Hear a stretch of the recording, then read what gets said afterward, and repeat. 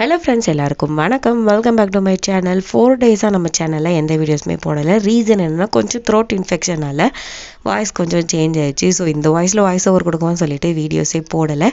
இது பொங்கல் அன்னைக்கு எடுத்த லாங் வீடியோ தான். நைட்டு மாடியில் கோலம் போடுறதுக்காக போயிருந்தோம்.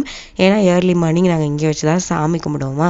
ஸோ அதனால் நைட் கோலம் போடலான்னு சொல்லிட்டு இந்த டைம் பெயிண்ட் வாங்கிட்டு வந்துட்டு சென்டரில் ஒரு ரங்கோலி போட்டு 4 சைடுமே இந்த மாதிரி தாமரைப்பூ வரைஞ்சாச்சு.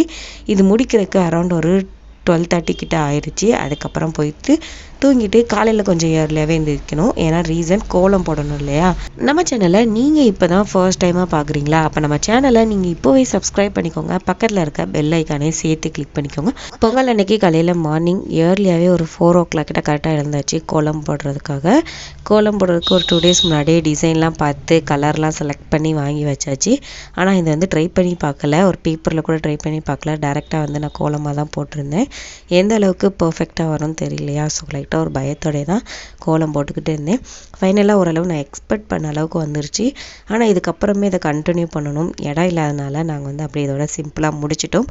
அதுக்கப்புறமா பக்கத்தில் இன்னொரு வாசலையும் இன்னொரு குட்டியான ஒரு பொங்கல் பண்ண மாதிரி கோலம் போட்டிருந்தோம். ரெண்டுமே கோலம் போட்டுட்டு அப்படியே கலர் கொடுக்குறவே ஒரு 2 hours மேலே ஆயிடுச்சு. நான் கோலம் போட அம்மா கலர் கொடுத்துக்கிட்டே இருந்தாங்க. 2 பேரும் சேர்ந்து பண்ணனால ஒர்க்குமே ரொம்ப ஈஸியாகவே முடிஞ்சிருச்சு.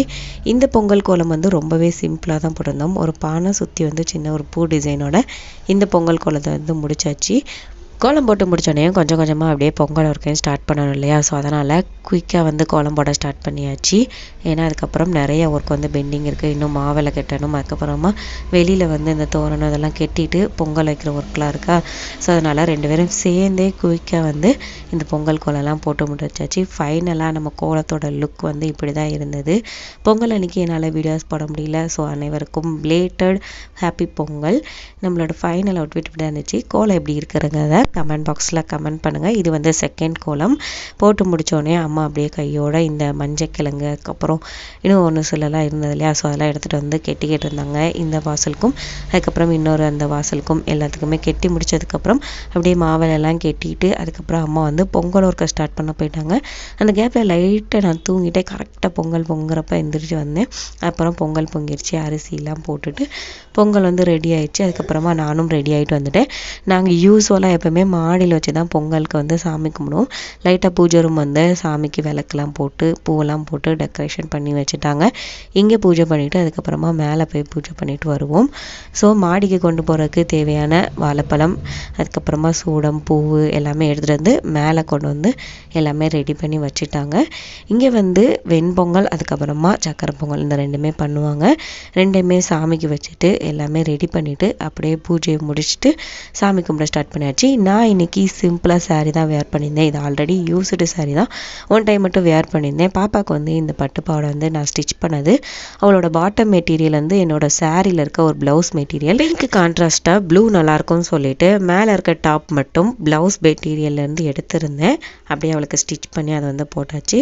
தைப்பொங்கல் அன்னைக்கு சூரிய பொங்கல் வச்சு சூரியனை தான் வழிபடுவாங்க இல்லையா. ஸோ அதனாலேயே நாங்களும் மாடியில் சூரியன் முன்னாடி எல்லாமே படையல் வச்சுட்டு அதுக்கப்புறமா சாமிலாம் கும்பிட்டு பத்தி சூடம் எல்லாமே காமிச்சிட்டு பூஜைலாம் முடிச்சிட்டோம். கொஞ்சம் கிளிப்பிங்ஸ்லாம் எடுத்துகிட்டு அதுக்கப்புறமா தான் நாங்கள் கீழே போனோம் பிரேக்ஃபாஸ்ட் சாப்பிட்றதுக்காக.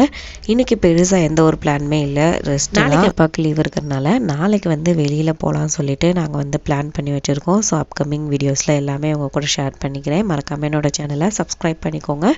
மார்னிங் ஏர்லியாகவே கோலம் அவங்கள்ட்ட காமிச்சிருந்தேன் இல்லையா. கொஞ்சம் நல்லா வெயில் வந்ததுக்கப்புறம் கோலம் நல்லா டார்க்காக சூப்பராக இருந்தது. அதுக்கப்புறமா அப்படியே பிரேக்ஃபாஸ்ட்டோட எங்களோட பொங்கல் செலிப்ரேஷனை முடிச்சாச்சு. இன்னொரு இன்ட்ரெஸ்டிங்கான விளாகில் உங்களை சந்திக்கிறேன். அது வரைக்கும் பாய்.